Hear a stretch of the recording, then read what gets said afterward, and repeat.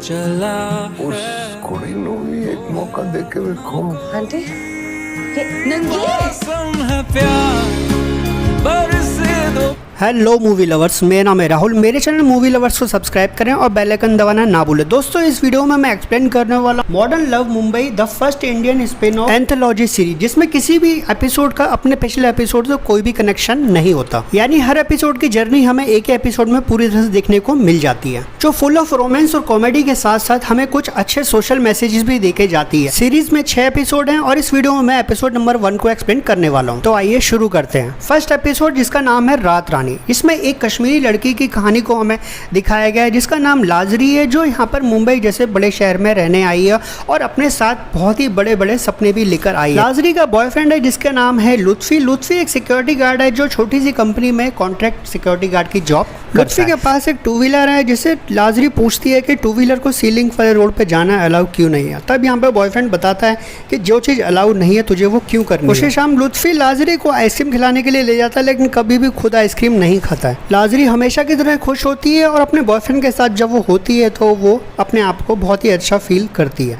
तभी यहाँ पर एक बहुत ही दिल दुखाने वाली बात उसका बॉयफ्रेंड बोल देता है और यहाँ पर लाजरी को बोलता है कि मुझे तेरे साथ मज़ा नहीं आ रहा है। लाजरी लुत्फी की बात को मजाक में लेती है और उसे लगता है कि ये मजाक कर रहा है, लेकिन जब वो उसकी आंखों में जाकर देखती है तो उसे पता लगता है कि ये बहुत ही सीरियस बात बोल रहा है। लाजरी स्कूटर से उतरकर अपने बॉयफ्रेंड के सामने डांस करने लगती है और उसे कन्विंस करने की कोशिश कर रही है। लुत्फी यहाँ पर लाजरी को डांस करने से रोकता है और उसको स्कूटर पर बैठाता है और घर ले जाकर उसे छोड़ देता है। अगली सुबह यहाँ पर लाजरी उठती है और लाजरी यहाँ पर अपने पास अपने बॉयफ्रेंड को ना देखकर इधर उधर उसे ढूंढने लगती है और लगता है उसे कि यहाँ पर लुत्फी मजाक कर रहा है। लेकिन जब थोड़ी देर हो जाती है तो उसे एक लेटर मिलता है साइकिल के अंदर, जिसमें लुत्फी ने वही बात लिखी हुई थी जो उसने 1 साल पहले लिखी थी कि उसे बिल्कुल भी उसके साथ मज़ा नहीं आ रहा है। लाजरी यहाँ पर बहुत ही ज़्यादा गुस्सा होती है और उसकी साइकिल पर जाकर मारने लगती है और सारे गुस्सा साइकिल पर ही निकालने की कोशिश करती है कि उसका बॉयफ्रेंड अगर उसे छोड़कर गया तो गया कैसे। लाजरी अपने बॉयफ्रेंड से नाराज़ है, लेकिन साथ में उसे दिखाना भी चाहती है कि वो अपने बॉयफ्रेंड के बगैर भी रह सकती है, यानी अकेले भी लाइफ को सर्वाइव कर सकती है। और वो साइकिल को लेकर निकल पड़ती है अपने काम पर, जहाँ पर वो एक हाउसमेट की जॉब करती है। लाजरी ने हमेशा ही अपने बॉयफ्रेंड के साथ लाइफ गुजारी है अभी तक, इसीलिए उसे कुछ लाइफ में छोटे मोटे प्रॉब्लम हर जगह आते रहते हैं। और वो जब सी लिंक के पास से निकलती है तो उसे एक यहाँ पर ब्रिज मिलता है और ब्रिज को पार करने के लिए बहुत ही ज़्यादा मेहनत करनी पड़ती है। लाजरी यहाँ पर साथ ही साथ लुत्फी को फ़ोन भी लगाने की कोशिश करती है, लेकिन लुत्फी फ़ोन नहीं उठाता है और ये हाईवे पार करने में लाजरी को बहुत ही ज़्यादा मुश्किल होती है, क्योंकि अब उन्हें लाइफ की उस सच्चाई से रूबरू होना पड़ रहा है जो उसने कभी सपने में भी नहीं सोचा। लाजरी जहां मेड की जॉब करती है वहां पहुंच जाती है और अपने मालिक को बताती है कि लुत्फी यहां पर आज उसे छोड़कर चला गया और वो सुबह से यहां नहीं आया, और अगर वो जल्दी ही घर पर नहीं आया तो मैं उसे कहीं से भी ढूंढ लूंगी और उसे बहुत ही ज़्यादा मारूंगी, क्योंकि उसे मुझे छोड़ने की हिम्मत कैसे हुई। जिसके बाद लाजरी के पास एक मैसेज आता है और लाजरी पूरी तरह से टूट जाती है, क्योंकि उसे जो डर था वही होता है और लाजरी को मैसेज करके उसने वही बात बोली थी जो उसने लेटर पे भी लिखी हुई थी कि अब वो उससे फ़ोन करने की कोशिश ना करे। अब उसका और लाजरी का रिश्ता पूरी तरह से टूट चुका है। लाजरी का रिश्ता 10 साल पुराना था, इसलिए वो इस बात को समझना ही नहीं चाहती और उसे लगता है कहीं ना कहीं 1-2 दिन के बाद लुत्फी वापस आ जाएगा। लेकिन कई दिन बीत जाते हैं और यहाँ पर अकेला रहना शुरू कर देती है लाजरी और सभी चीज़ों का ध्यान रखते हुए अपना भी ध्यान रखने की कोशिश कर रही होती है।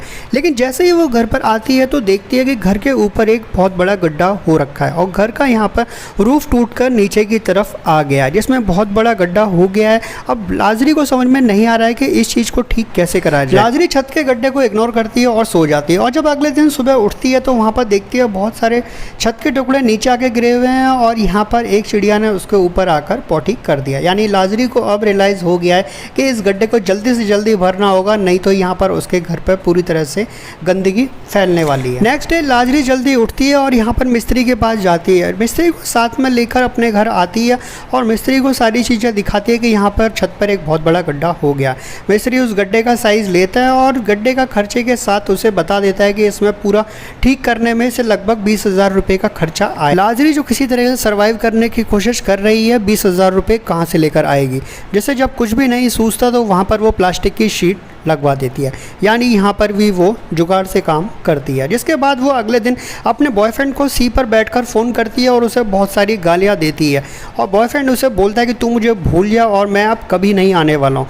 लाजरी यहाँ पर बोलते हैं क्या तू मुझे इसीलिए डल झील से लेकर आया था और तेरा मेरा रिश्ता 10 साल पुराना है और तू मुझे ऐसे छोड़कर नहीं जा सकता, तुझे मेरे पास वापस आना ही होगा। अपने बॉयफ्रेंड के हाथों डंप होने के बाद लाजरी यहाँ पर एक फैमिली को देखती है और देखती है ये लोग कितने ज़्यादा खुश हैं और इसी तरीके से वो भी रह सकती थी। लाजरी अगले दिन साइकिल उठाती है, साइकिल को पुल कर एक कोने पे लेकर जाती है, जिसे साइकिल को वो पुल के ऊपर से फेंकने वाली थी, लेकिन यहाँ पर उसे लगता है कि पुलिस वाले देख रहे हैं, इसलिए वो साइकिल को पुल से नीचे नहीं फेंकती है। उसके बाद वो खुद कूदने की कोशिश करती है, यानी अपनी लाइफ को वो यहीं पे ख़त्म करना चाहती है और वो अब दर्द बर्दाश्त नहीं कर सकती। लेकिन उसकी कुर्ती यहाँ पर साइकिल में फंस जाती है और लाजरी को लगता है कि कोई है जो उसे रोकने की कोशिश कर रहा है। लाजरी अब असल ज़िंदगी से लड़ना सीख चुकी है और वो थोड़ा कॉन्फिडेंस गेन कर उसी पुल पर पहुंच जाती है, जिसे पार करने में उसे हर दिन प्रॉब्लम आती है और लाजरी यहाँ पर आज पूरी ताकत लगा देती है, इस ब्रिज को पार कर ही रहेगी और वो अपनी पावर के साथ साथ इस ब्रिज को पार कर लेती है। जिसके बाद वो वहाँ उतर कर नाचने लगती है और उसे बहुत अच्छा लगता है, क्योंकि आज उसने एक हर्डल अपनी लाइफ का पार कर लिया था और वो कहीं ना कहीं पूरी तरह से कन्विंस थी कि अब वो अपनी लाइफ को पूरी तरह से जीने वाली है। लाजरी अपने मालिक से बोलते कि आप तो बहुत सारे कॉन्ट्रैक्टर्स को जानते होंगे, तो प्लीज़ लुत्फ़ी का पता लगाने की कोशिश करें कि वो कहाँ पर सिक्योरिटी की जॉब कर रहा है। उसकी मालिक लाजरी को बता देती है और लाजरी अगले दिन ट्रेन में बैठकर लुत्फ़ी को ढूंढने के लिए निकल पड़ती है। फाइनली लाजरी उसी जगह पहुंच जाती है जहां पर लुत्फ़ी जॉब कर रहा है और लुत्फ़ी यहां पर लाजरी को देखकर बहुत ही ज़्यादा शॉक हो जाता है, क्योंकि उसने बिल्कुल भी एक्सपेक्ट नहीं किया था कि लाजरी उसे ढूंढने के लिए यहाँ तक आ जाएगी। लाजरी को यहाँ पर बॉयफ्रेंड उसे आइसक्रीम खिलाता है, क्योंकि उसे पता है कि लाजरी को आइसक्रीम बहुत ही ज़्यादा पसंद है और वो बोलता है कि तुझे कोई सीन यहाँ पर क्रिएट नहीं करना है, क्योंकि मैं यहाँ पर जॉब करता हूँ और मैं तेरे साथ नहीं जाने वाला हूँ। लाजरी बोलती है कि मैं तुझे यहाँ पर लेने के लिए नहीं आई हूँ, मैं तुझे सिर्फ देखने के लिए आई थी और वहाँ पर मेरे साथ कोई है, इसीलिए मैं बहुत ज़्यादा खुश हूँ, क्योंकि उसने मेरी छत ठीक कर दी है और अब मैं उसके साथ ही आगे की ज़िंदगी गुजारने वाली हूँ। यानी एक तरीके से यहाँ पर वो लुत्फ़ी को जलाने के लिए आई। लाजरी ने अब अकेला जीना सीख लिया है, इसीलिए अब उसे अपने बॉयफ्रेंड की ज़रूरत नहीं है। लाजरी सर्वाइव करने के लिए एक काम करना शुरू करती है और वो कहवा लेकर निकल पड़ती है रोड पर बेचने के लिए। लाजरी यहाँ रातों रात अपने कहवा के साथ फेमस हो जाती है और जब वो अपने मालिक को कहवा पिलाती है तो वो सभी लोग उसे कहवा पीकर बोलते हैं क्या बात है, यानी सभी लोगों को उसका कहवा बहुत ही ज़्यादा पसंद आ रहा था और लाजरी देखते ही देखते अच्छा खासा पैसा कमाने लगती है और आसपास के लोग उसे रिस्पेक्ट की नज़र से देखने लगते हैं कि एक विमेन यहाँ पर आकर किस तरीके से अपनी लाइफ सर्वाइव कर रही है और वो हार नहीं मान रही है ज़िंदगी से, जिसने लड़ना सीख लिया है और सभी लोग यहाँ पर उसे सपोर्ट कर रहे हैं। लाजरी ने अपने साइकिल स्टॉल का नाम रात रानी रखा था और यही आपको इस कहानी का भी नाम देखने को मिलता है। लाजरी अब फुल ऑफ कॉन्फिडेंस से भरी हुई है, जिसे अगले दिन वही मिस्त्री पैसे मांगने के लिए बोलता है कि उसके छत का काम हो गया और उसे अब पैसा चाहिए। जो छत पर जैसे ही लाजरी देखती है तो उसे बहुत ही ज़्यादा चौंकाने वाली चीज़ दिखती है। यहाँ पर एक प्रिंसेस की फ़ोटो होती है जो यहाँ पर एक डल झील के साथ होती है। यहाँ पे लाजरी को दिखाने की कोशिश की गई है कि एक फुल ऑफ कॉन्फिडेंस से भरी हुई लाजरी कैसी दिखती होगी और लाजरी उस चीज़ को देखकर बहुत ही ज़्यादा खुश होती है, क्योंकि उसे कहीं ना कहीं उसके अंदर अपना अक्स नज़र आता है, यानी खुद को वो उस चीज़ के अंदर देख रही थी। लाजरी के अब सभी सपने पूरे हो चुके थे, सिर्फ एक सपना रह गया था सी लिंक पर साइकिल चलाने का और वो भी उसका सपना आज पूरा होने वाला है, जिसके लिए वो वेट कर रही है और संडे के दिन आइसक्रीम खा रही है और साथ ही साथ पुलिस वाले को भी देख रही है जैसे ही उसकी जॉब वहाँ से ख़त्म हो, जिसके बाद वो साइकिल लेकर सी लिंक पे जाए। और जैसे ही पुलिस वाला वहाँ से सी लिंक से अपनी बाइक लेकर निकलता है, उसके बाद लाजरी भी अपनी साइकिल लेकर सी लिंक पे चली जाती है जहाँ पर 2 व्हीलर अलाउ नहीं है और लाजरी अब वो चीज़ ही करने वाली है जो चीज़ें अलाउ नहीं है, क्योंकि लाजरी यहाँ पर बहुत सारी चीज़ों से कश्मीर से लड़कर आई है जहाँ पर पढ़ाई भी अलाउ नहीं है, यानी हर वो काम जो एक आज़ाद लड़की करना चाहती है अलाउ नहीं है और वो अब यहाँ पर जीना सीख गई है और वो किसी भी तरीके से अब